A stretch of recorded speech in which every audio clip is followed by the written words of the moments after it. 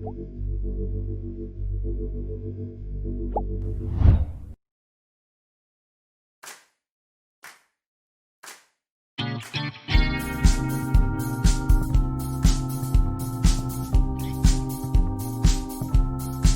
sur C'est bien vu, l'émission où nous allons débattre de vos films préférés. Aujourd'hui, nous allons mettre en débat le film Narnia, le premier opus de la saga, de la trilogie des 3 films. Donc moi, je m'appelle Jeanne et je vais défendre le film. Et voici Tiffaine qui va essayer de le détruire. Alors pour moi, je trouve qu'il n'y a pas de personnage de héros à qui on peut réellement s'identifier dans ce film. Je trouve que les personnages sont trop surfaits, ils sont trop clichés, avec l'adolescent qui est en train de se révolter contre ses frères et sœurs, la petite qui est innocente, naïve, qui a dit forcément la vérité, mais qui n'est pas écoutée par les autres, qui a comprise, le grand frère qui est un peu la figure paternelle de l'histoire, qui a l'autorité, mais qui se fait pas respecter par son plus petit frère, qui se révolte justement. Alors, moi, je pense que là-dessus, t'as tort, parce que justement, le fait qu'il y ait 4 frères et sœurs, en fonction de ta sensibilité, de ta personnalité, tu peux justement t'identifier à un des 4 frères et sœurs, toi une fille, un garçon, enfin ce que tu veux. Je trouve qu'ils ont quand même une personnalité bien définie, donc le fait qu'il y en ait 4 différents et qu'il n'y ait pas un seul héros, et ben ça, tu vois, je trouve que dans les films où il y a un seul héros, on t'oblige un peu forcément à adhérer à ce héros parce qu'il y en a un seul. Le fait qu'il y en ait 4, même si c'est pas forcément, il y en a qui sont plus importants et d'autres qui sont un peu moins mis en valeur, je pense que du coup tu peux t'attacher à un personnage et pas à l'autre parce que il te plaît plus et parce que il est plus comme toi ou parce que, je sais pas, tu l'aimes plus. Mais je trouve que le fait qu'il y ait plusieurs personnages, justement, ça aide à s'attacher à quelqu'un à qui t'as vraiment du lien avec, tu vois. Et ensuite tu dis ils sont trop parfaits et tout ça. Justement non, parce que dans la fin, dans le dernier tome du livre, en fait la dernière sœur, il y a une des sœurs qui a arrêté de croire à tout l'univers de Narnia parce que elle a arrêté de croire à cette imagination et tout ça, et elle considère que c'est plus la vérité et tout ça. Et du coup, ses frères et sœurs meurent à Narnia dans la dernière bataille, puisqu'en fait, la dernière bataille, c'est une espèce de métaphore du jugement dernier et tout ça, pour accéder au paradis. Et du coup, elle n'accède pas au paradis. Et en soi, c'est pas une punition, parce qu'elle a choisi de partir, de s'échapper de Narnia, tout ça, et de s'en écarter, mais elle l'a choisi. Ouais, donc ils sont pas forcément parfaits. Mais on parle pas des livres, là on parle des films. Tu veux pas juger le film Narnia sur les livres que t'as lus ou les 7 autres tomes qui se racontent très bien. Mais par rapport aux livres, au film là dont on parle, les personnages, on peut trop les décrire par un seul mot. La fille qui est naïve, oui, mais... le garçon, j'ai pas fini, il manque une nouvelle, ça marche encore. Le garçon qui est le rebelle de l'histoire, le grand frère qui est oh là là, le héros. Et c'est trop dans des cases comme ça. Alors certes, il y a une diversité parce qu'il y en a plusieurs, mais on n'arrive pas à s'attacher à eux, on n'arrive pas à accrocher parce que ils sont trop superficiels, trop surfaits. Il n'y a pas de profondeur ces personnages, c'est ça que je reproche. Après, tu vois, tu parles du fait que ce soit que je parle des livres et tout ça, mais en même temps, vu que c'est quand même des livres qui ont été écrits de base dans les années 50 et ensuite qui ont été adaptés dans les années 2000, d'ailleurs que 3 films sur les 7 films. Ça montre le chèque du truc. Non, c'est pas ça, c'est que ça montre qu'il manque des informations de façon, même si ça reste une adaptation et qu'ils adaptent comme ils peuvent parce que ils ont un budget certain, ils ont un temps certain, ils ont des moyens quoi. Mais ils n'ont pas réussi à tout faire retranscrire. Mais c'est normal parce que tu peux pas mettre un livre et un film, c'est pas la même chose, c'est pas du tout la même chose. C'est pas parce qu'un livre a une adaptation que l'adaptation ça doit être un copier-coller du livre, ça peut s'écarter de la chose. Oui, mais t'as quand même être cohérent, il faut quand même qu'il y ait une cohérence. Et je pense que s'il manque des informations, c'est dû au fait que c'est une adaptation et que ces informations-là, soit déjà là on parle du premier film d'une saga de 3 films, donc soit les informations tu vas les connaître plus tard dans les 3 films, soit tu les connais dans les livres. C'est que ça manque de cohérence là-dessus. Mais du coup, le fait peut-être que ça soit un livre à la base et qu'ils en ont fait un film, je trouve que du coup l'histoire manque de cohérence parce que j'ai l'impression que la méchante, la reine des glaces, la reine des neiges, elle est là juste parce qu'il faut une méchante dans l'histoire, que le Aslan, le lion, il est là parce qu'il faut un gentil dans l'histoire et que on sait pas pourquoi est-ce qu'ils sont là, ni comment il y a eu des méchants, enfin c'est trop surfait.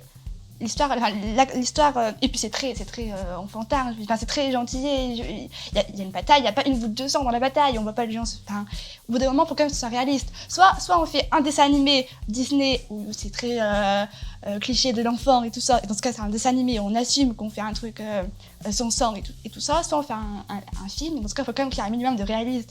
On ne peut pas faire une bataille sans qu'il y ait une goutte de sang, c'est pas possible. Alors, pour parler sur la bataille, tout ça, tu dis que c'est trop lisse, trop édulcoré. Le livre, il a été écrit dans les années 50 et les films sont sortis dans les années 2000. Déjà, donc c'était une autre époque par rapport à maintenant. On n'a pas la même vision. Je veux dire, de base, déjà, l'histoire est écrite pour les enfants, pour un public jeunesse, c'est-à-dire pour des gens qui ont 10, 12 ans, des choses comme ça. Et déjà dans les années 50, c'était beaucoup plus édulcoré, toute la vie était plus édulcorée par rapport aux enfants, qui étaient vraiment, on va dire, je dirais, préservés de ça. Maintenant, tu lis des livres qui sortent quand tu as 12 ans, c'est pas du tout les mêmes thèmes qui sont abordés. À l'époque, ça a une vocation vraiment de divertissement. Ça n'a pas une vocation de montrer la vérité, la réalité de la vie. J'ai pas fini. Le film est sorti après, c'est 50. Oui, mais mais sorti en le film 2008, est quand même 2005. 2005. Le film voilà. est une adaptation du livre, donc l'histoire reste la même. Et le but, j'ai pas fini, le but du film, c'est quand même de rester dans l'enfance, c'est un rattachement à l'enfance, de montrer l'importance de l'enfance, et aussi de retomber dans ton enfance, avec tout l'imaginaire, tout ça. Donc c'est normal aussi que c'est une vocation de se détacher un peu de la réalité. Alors certes, il y a des rattachements avec la bataille, tout ça, mais c'est aussi une façon de s'évader, de s'échapper de tout ça et de la morne réalité.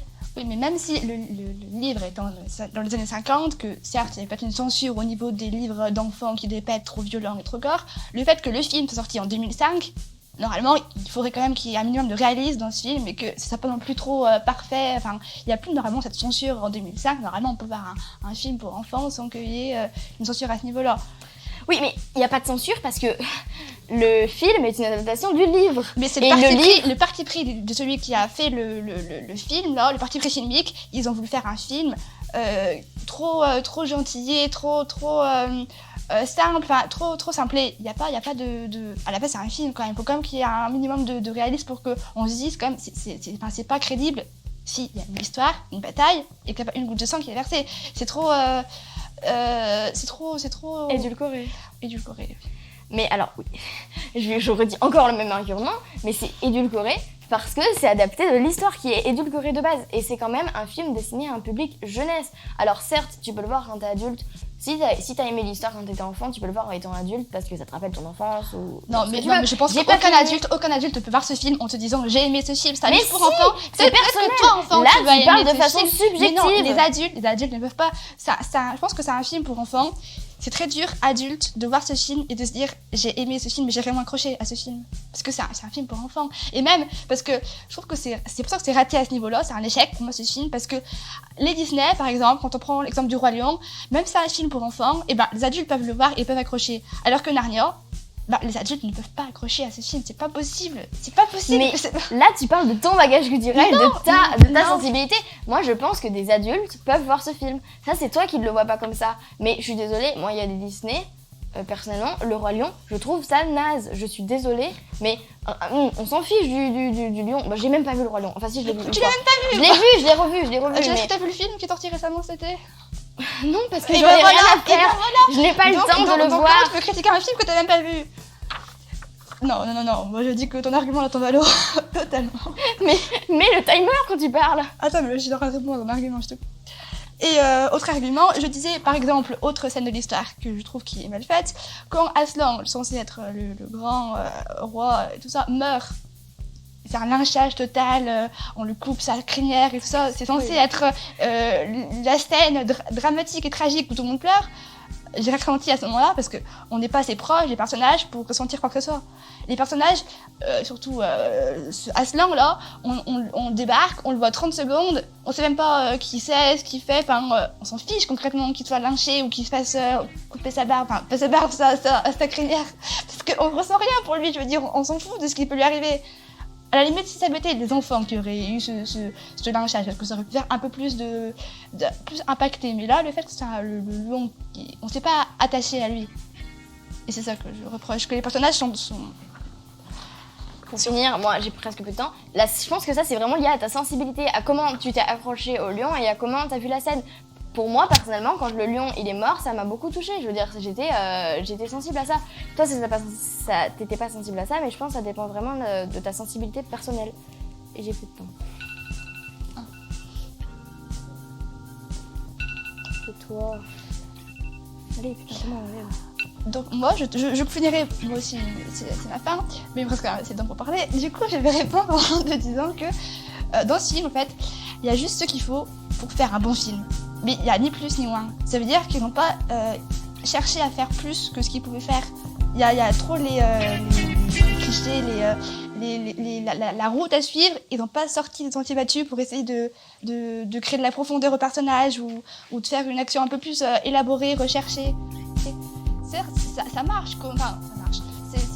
C'est bien comme ça, tel que c'est. Je veux dire, des enfants qui ont vraiment apprécié ce film, comme toi, qui ont dû apprécier. Alors, sinon, ils en pourraient faire un deuxième, ça vient, c'est terrible sinon.